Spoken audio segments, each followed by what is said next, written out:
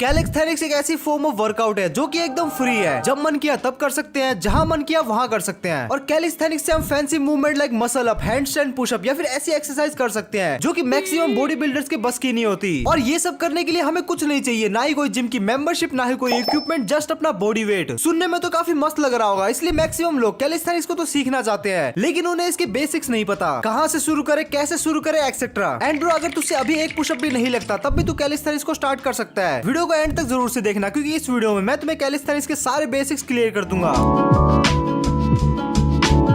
So calisthenics is mainly body weight exercises जिसमें हम mostly compound movement को perform करते हैं। कंपाउंड मूवमेंट मतलब ऐसी मूवमेंट जिसमें हमारी मल्टीपल मसल्स एक साथ काम करती है। लाइक पुशअप जिसमें हमारी चेस्ट के साथ साथ हमारे शोल्डर्स एंड ट्राइसेप्स भी इन्वॉल्व रहते हैं। अब जबकि कैलिस्थेनिक्स में मल्टीपल मसल्स एक साथ काम करती है, तो हमें इसमें फॉर्म का बहुत ज्यादा ध्यान रखना पड़ेगा, क्योंकि जिम की मशीन की तरह कैलिस्थेनिक्स में कोई एक फिक्स पाथ नहीं होता जो कि तुम्हें इंजरी से प्रिवेंट कर सके। सो इसीलिए कैलिस्थेनिक्स को स्टार्ट करने से पहले अपने बेसिक्स को क्लियर करना बहुत ज्यादा जरूरी है।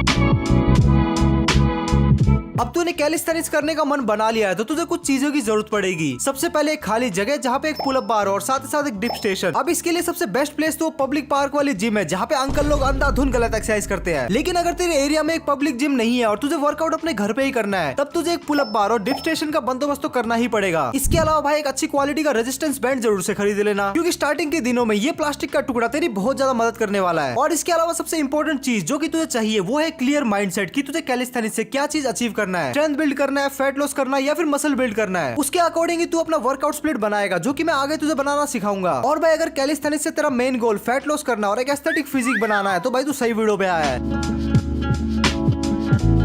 अब कैलिस्थेनिक्स में जिम की तरह चेस्ट डे, बैक डे या फिर लेग डे नहीं होता। यहाँ पे हम मेनली 3 मूवमेंट पे फोकस करते हैं, पुश, पुल एंड स्क्वाट। सबसे पहले पुश मूवमेंट की बात कर लेते हैं। नाम से ही पता चल रहा होगा कि इस मूवमेंट में हम अपनी बॉडी को अपने हाथों से दूर पुश करते हैं, और इसका सबसे बेस्ट एग्जांपल रहेगा पुशअप। इसमें तेरी चेस्ट, शोल्डर एंड ट्राइसेप जैसी मसल टारगेट होती है। देन आता है पुल मूवमेंट, जिसमें हम अपनी बॉडी को अपने हाथों के पास पुल करते हैं, लाइक पुल अप्स या फिर चिन अप्स। इसमें तेरी back and bicep muscle target होती है। देन आता है स्क्वाट्स, जो कि तेरी लेग मसल को टारगेट करती है। अब मैं तुझे सारी एक्सरसाइज गुड फॉर्म में कैसे करते हैं वो तो मैं तुझे आगे बताने वाला हूँ, लेकिन एक चीज का ध्यान रखना कि कैलिस्थेनिक्स में तेरी कोर सबसे ज्यादा इंपॉर्टेंट है। तुझे कैलिस्थेनिक्स में कोई भी मूवमेंट करने से पहले अपनी कोर को अच्छे से टाइट करना पड़ेगा, और अगर तेरी कोर वीक है तो तू कैलिस्थेनिक्स में कोई भी मूवमेंट अच्छे से परफॉर्म नहीं कर पाएगा और इंजरी का रिस्क भी बढ़ जाएगा।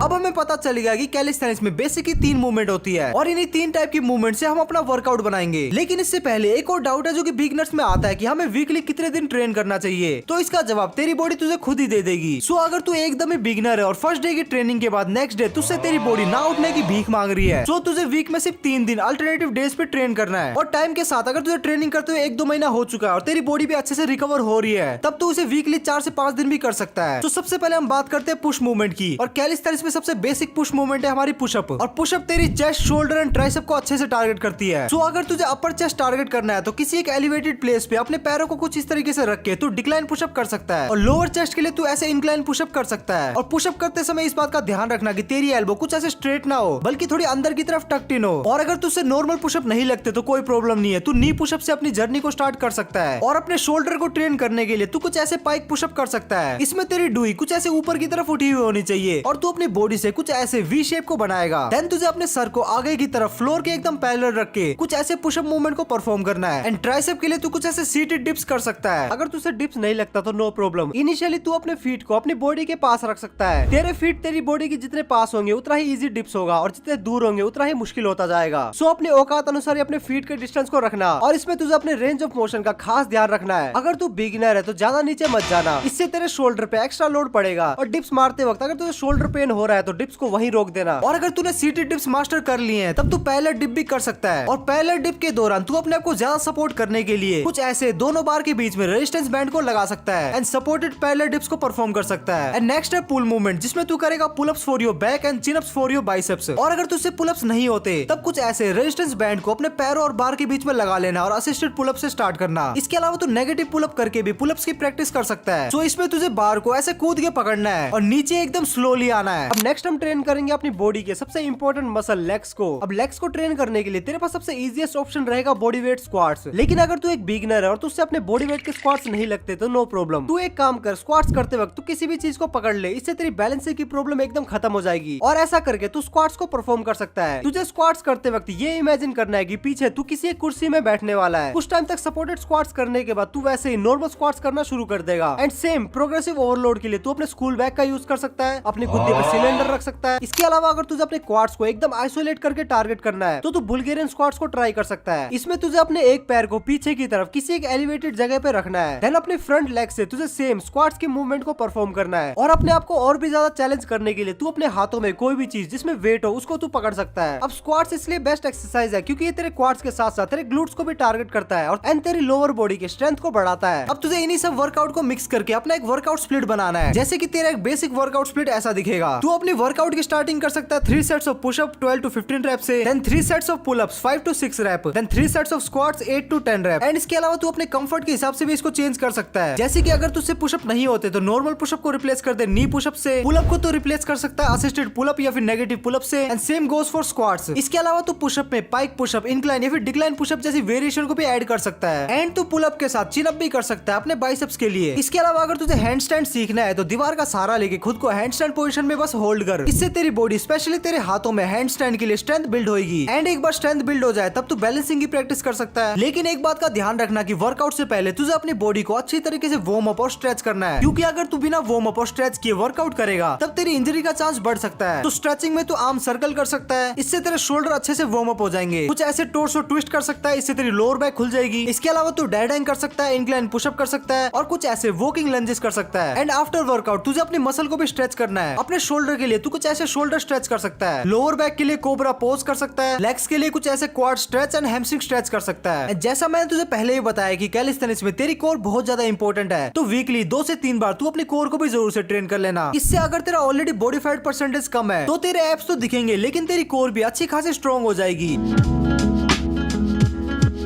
अब तूने कैलिस्थेनिक्स शुरू किया लेकिन हमेशा अपने प्रोग्रेसिव ओवरलोड पे ध्यान देना। और कैलिस्थेनिक्स में प्रोग्रेसिव ओवरलोड का मतलब सिर्फ तेरे रेप्स ही है। सो अगर तुझे कोई भी एक्सरसाइज बहुत ज्यादा इजी लगने लग जाए तब तू एक वेटेड वेस्ट पे इन्वेस्ट कर सकता है। और अगर तू अपनी जर्नी को स्टार्ट करने वाला है तो हमेशा रियलिस्टिक गोल को ही सेट करना। 3 महीने में ऐसी बॉडी बना दूंगा, 3 महीने में इतना फैट कम कर दूंगा, ये सब नहीं चलेगा। इंस्टाग्राम के फिटनेस इन्फ्लुएंसर को देख के कोई भी फॉल्स एक्सपेक्टेशन तू अपने से मत रखना, क्योंकि अगर तू जिंदगी में पहली बार वर्कआउट स्टार्ट करेगा तो 3 से 4 महीने तो तेरी बॉडी को उस चीज में अडेप्ट करने में ही लग जाएगा। और उसके बाद अगर तू अपनी डाइट एंड रिकवरी अच्छे रख रहा है तब तुझे रिजल्ट दिखने शुरू होंगे, क्योंकि नेचुरली अपने आप को ट्रांसफॉर्म करने में और एक अच्छी फिजिक बनाने में बहुत ज्यादा टाइम और एफर्ट्स लगते हैं। तो तेरी फिटनेस जर्नी के लिए ऑल द बेस्ट। तुझे इस जर्नी में मोटिवेशन से ज्यादा डिसिप्लिन की जरूरत पड़ेगी। और इसके अलावा अगर तू होम वर्कआउट और जुगाड़ू वर्कआउट को अच्छे से जानना चाहता है कि बोतल वोटल जो मिल जाए उससे मुझे वर्कआउट करना है, तो मेरी इस वाली वीडियो को भी जरूर से देख लेना। ये वाली वीडियो भी तेरी कैलिस्थेनिक्स जर्नी में बहुत ज्यादा हेल्प करेगी। और इसके अलावा अगर तुम लोग चैनल पे नए हो तो चैनल पे तुम्हारे लिए बहुत सारी ऐसी और वीडियोस है, तो जाके उन सारी वीडियो को देख डालो। अगर तुम्हें कंटेंट पसंद आता है तब जाके सब्सक्राइब कर लेना। मैं मिलता हूँ तुम लोगों से नेक्स्ट वीडियो में, तब तक के लिए बाय।